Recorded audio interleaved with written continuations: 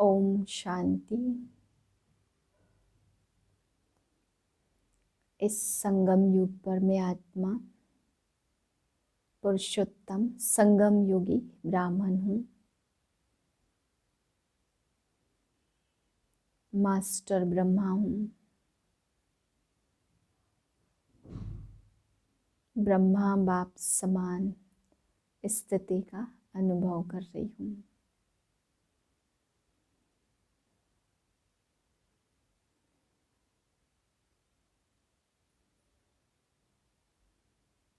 मुझ आत्मा से मास्टर रचयिता के वाइब्रेशन फैल रहे हैं।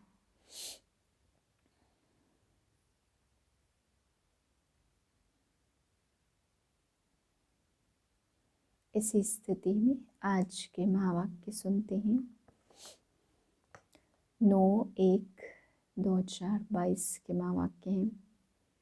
आज बाबा बच्चों को समझाते, बाप ने हर एक श्रेष्ठ रचना को विशेष तीनों संबंध से जितना संपन्न बनाया है, बाप के संबंध से दाता बनकर खजाने से संपन्न और शिक्षक के रूप में भाग्य विधाता बन अनेक जन्मों के लिए भाग्यवान बनाया। सतगुरु रूप में वरदाता बन वरदानों से झोली भर देते हैं। फिर बाबा समझाते, शिक्षक रूप में याद करो तो गॉडली स्टूडेंट अर्थात भगवान के स्टूडेंट हैं। इस भाग्य का नशा रहेगा। बाबा कहते सदा बाप को टीचर अनुभव करो तो इस भाग्य का नशा अनुभव रहेगा कि हम भगवान के स्टूडेंट हैं। फिर बाबा समझा रहे, 63 जन्म से तुम बच्चे मेहनत कर चुके हो, अब एक जन्म तो मौज में रहो ना। 21 जन्म तो भविष्य की बात लेकर बाबा कहते यह जन्म तुम्हारा विशेष है। व्यर्थ तो धारण किया, अब होली हंस नहीं बनेंगे तो बाबा कहते फिर बगुला बन जाएंगे। व्यर्थ को धारण करने वाले बगुले ही होते हैं, इसलिए बाबा कहते गुण मोती चूक के हंस बनना है। फिर बाबा समझा रहे, ज्वालामुखी बन करके अभी अपने आसुरी संस्कारों को भस्म करो। आज का टॉपिक है त्रिदेव रचयिता द्वारा वरदानों की प्राप्ति। आज त्रिदेव रचयिता अपनी साकारी और आकारी रचना को देख रहे हैं। दोनों रचना अति प्रिय हैं, इसलिए रचता रचना को देख हर्षित होते हैं।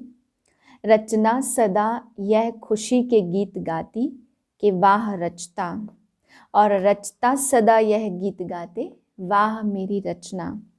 रचना प्रिय है, जो प्रिय होता है उनको सदा सब कुछ देकर संपन्न बनाते।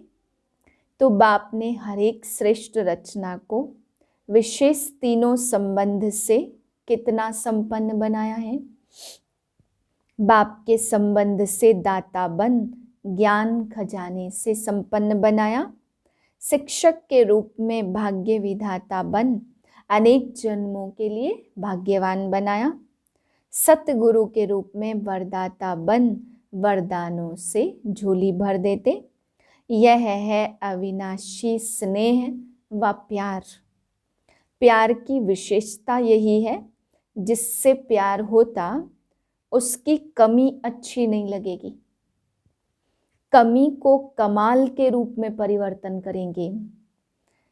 बाप को बच्चों की कमी सदा कमाल के रूप में परिवर्तन करने का शुभ संकल्प रहता है।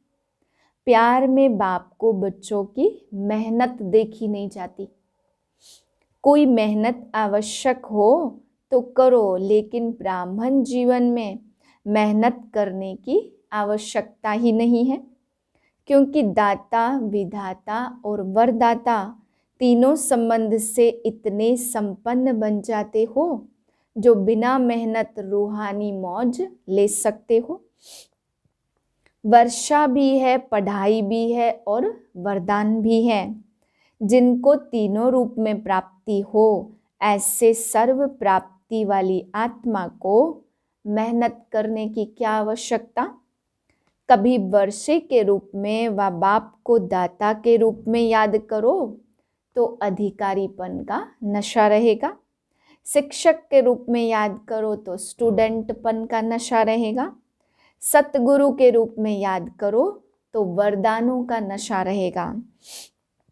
हर कर्म में श्रेष्ठ मत वरदाता का वरदान है। जो हर कदम श्रेष्ठ मत पर चलते हैं उनको हर कदम में कर्म की सफलता का वरदान सहज और स्वतः मिल जाता। सतगुरु की मत श्रेष्ठ गति को प्राप्त कराती है। गति सदगति को प्राप्त कराती, श्रेष्ठ मत और श्रेष्ठ गति।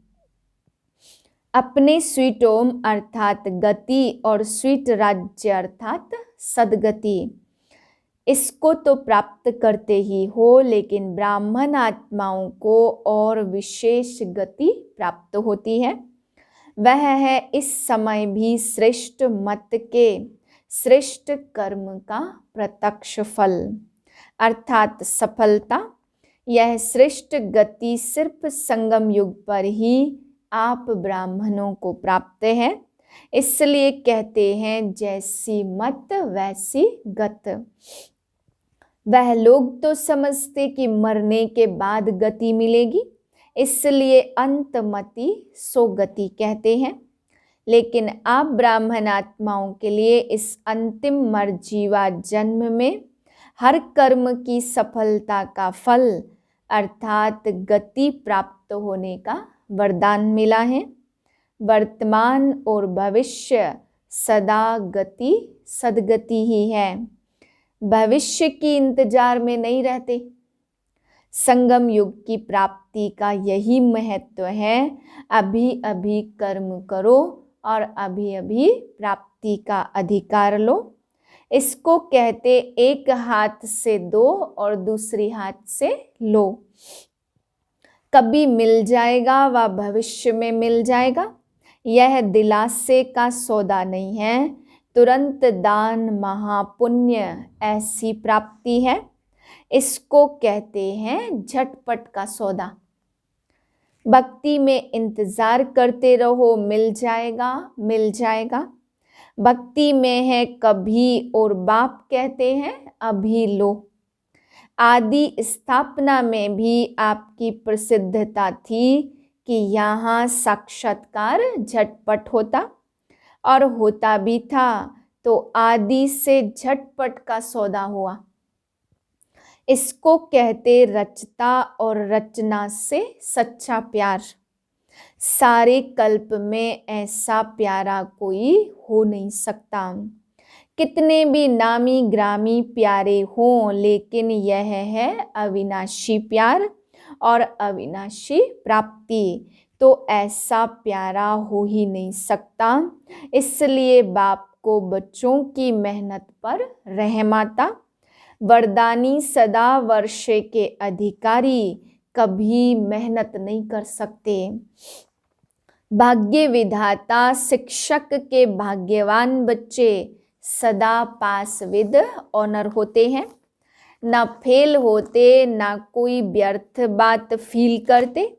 मेहनत करने के कारण दो ही हैं, या तो माया के विघ्नों से फेल हो जाते, व संबंध संपर्क में चाहे ब्राह्मणों के चाहे अज्ञानियों के, दोनों संबंध में कर्म में आते छोटी सी बात में व्यर्थ फील कर देते हैं, जिसको आप लोग फ्लू की बीमारी कहते हो। फ्लू क्या करता? एक तो शेकिंग हलचल होती है, उसमें शरीर हिलता है और यह आत्मा की स्थिति हिलती। मन हिलता और मुख कड़वा हो जाता। यहाँ भी मुख से कड़वे बोलने लग पड़ते। और क्या होता? कभी सर्दी कभी गर्मी चढ़ जाती है।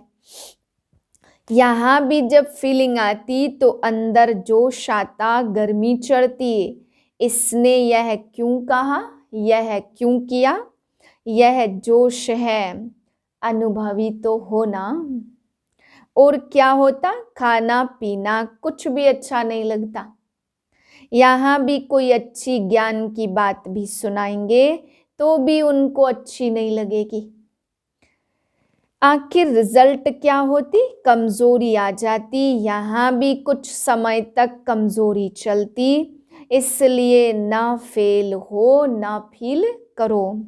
बाप दादा श्रेष्ठ मत देते हैं, शुद्ध फीलिंग रहे। मैं सर्वश्रेष्ठ अर्थात कोटों में कोई आत्मा हूँ। मैं देवात्मा, महान आत्मा, ब्राह्मण आत्मा और विशेष पाठधारी आत्मा हूँ। इस फीलिंग में रहने वाले को व्यर्थ फीलिंग का फ्लू नहीं होगा। इस शुद्ध फीलिंग में रहो। जहाँ शुद्ध फीलिंग होगी वहाँ अशुद्ध फीलिंग हो नहीं सकती। तो फ्लू की बीमारी अर्थात मेहनत से बच जाएंगे और सदा स्वयं को ऐसा अनुभव करेंगे कि हम वरदानों से पल रहे हैं, वरदानों से आगे उड़ रहे हैं।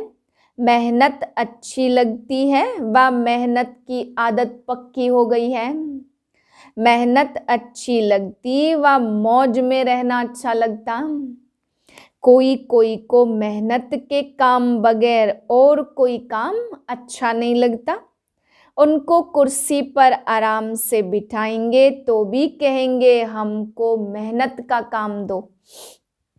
यह तो आत्मा की मेहनत है और आत्मा 63 जन्म मेहनत कर थक गई है। 63 जन्म ढूंढते रहे ना, किसको ढूंढने में मेहनत लगती है ना, तो थके हुए तो पहले से ही हो। 63 जन्म मेहनत कर चुके, अब एक जन्म तो मौज में रहो। 21 जन्म तो भविष्य की बात है, लेकिन यह एक जन्म विशेष है। मेहनत और मौज दोनों का अनुभव कर सकते हो। भविष्य में तो वहाँ यह सब बातें भूल जाएंगी। मजा तो अभी है ना, दूसरे मेहनत कर रहे हैं और आप मौज में हो। अच्छा, टीचर्स ने भक्ति की है, कितने जन्म भक्ति की? इस जन्म में तो नहीं की ना, आपकी भक्ति पहले जन्म में पूरी हो गई। कब से फिर भक्ति शुरू की, किसके साथ शुरू की? ब्रह्मा बाप के साथ साथ आपने भी भक्ति की है।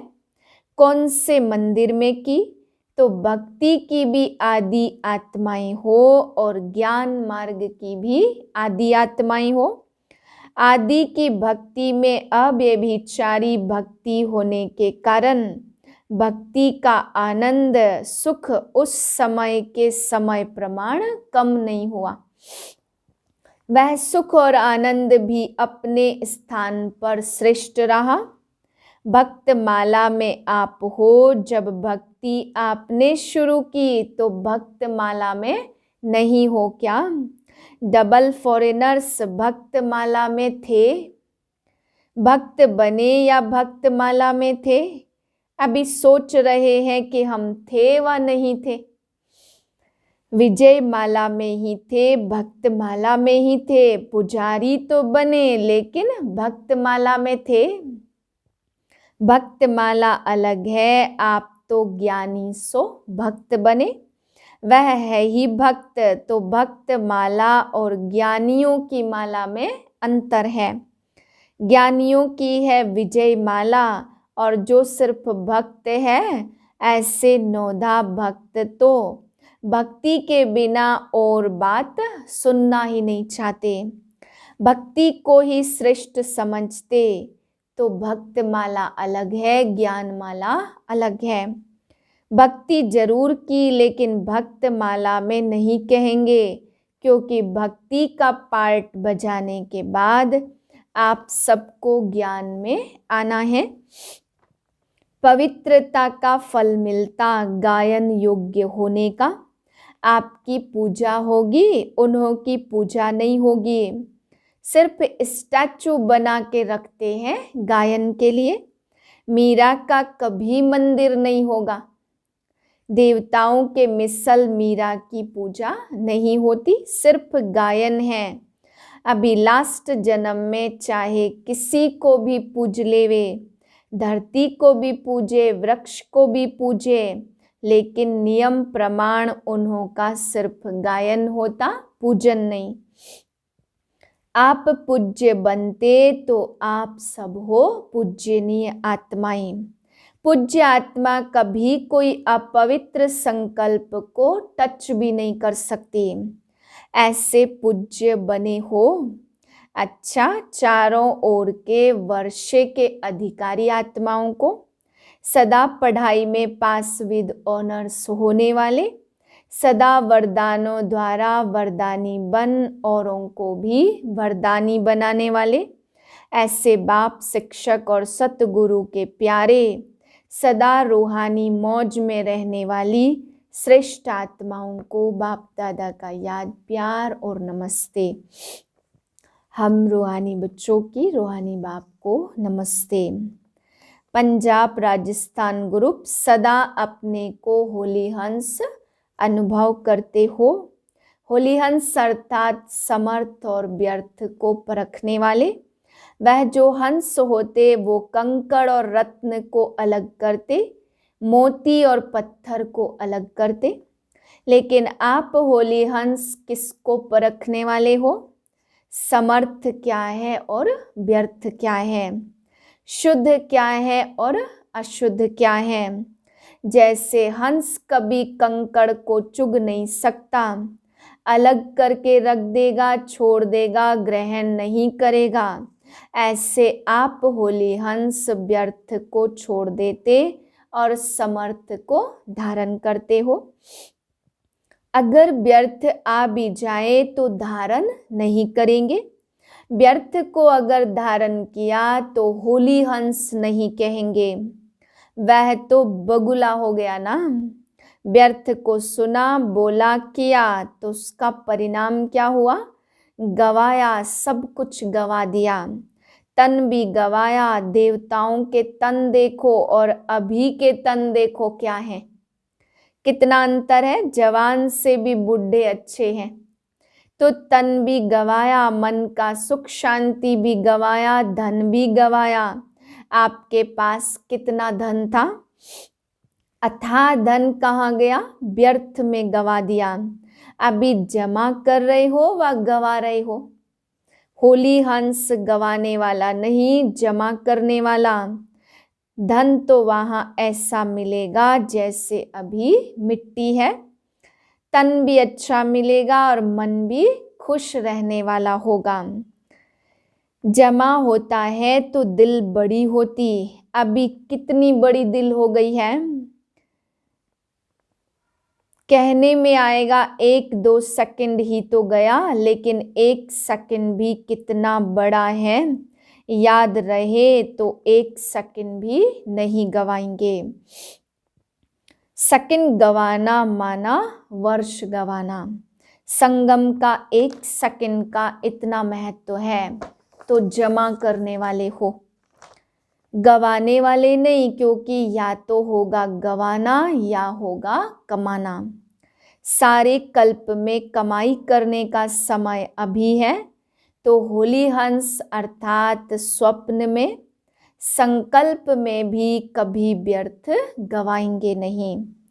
होली अर्थात पवित्रता की शक्ति से अपवित्रता को सेकंड में भगाने वाले, ना केवल अपने लिए बल्कि औरों के लिए भी, क्योंकि सारे विश्व को परिवर्तन करना है। पवित्रता की शक्ति कितनी महान है यह तो जानते हो ना। अपवित्रता ऐसी अग्नि है जो सेकंड में विश्व के किचड़े को भस्म कर सकती है। संपूर्ण पवित्रता ऐसी श्रेष्ठ शक्ति है। अंत में जब संपूर्ण बन जाएंगे तो आपके श्रेष्ठ संकल्प में लगन की अग्नि से यह सब किचड़ा भस्म हो जाएगा। योग ज्वाला हो, अंत में धीरे धीरे सेवा नहीं होगी। सोचा और हुआ, इसको कहते विहंग मार्ग की सेवा। जैसे देवियों के यादगार दिखाते कि ज्वाला से असुरों को भस्म किया, असुर नहीं लेकिन आसुरी शक्तियों को खत्म कर दिया। यह किस समय का यादगार है? अभी का है ना। तो ऐसे ज्वालामुखी बनो। आप नहीं बनेंगे तो कौन बनेगा? तो अभी ज्वालामुखी बन आसुरी संस्कार, आसुरी स्वभाव सब कुछ धारण भस्म करो। अपने तो कर लिए या अपने भी कर रहे हो? अच्छा, पंजाब वाले निर्भय तो बन गए, डरने वाले तो नहीं हो ना।